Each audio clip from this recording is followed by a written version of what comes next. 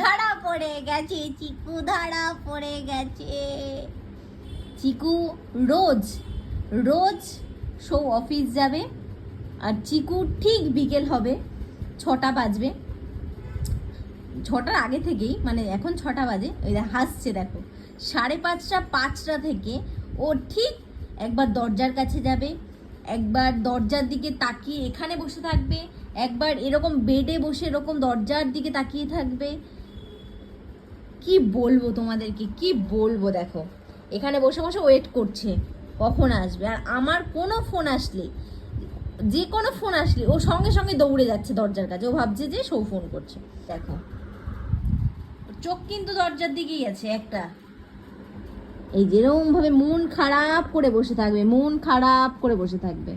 চিকু, এই চিকু, এই চিকু, উড়ি তাকাচ্ছিস না কেন? এটা কি হয়েছে? এসছে, শুয়ে গেছে, দেখো দেখো দেখো, খারাপ লাগে করতে।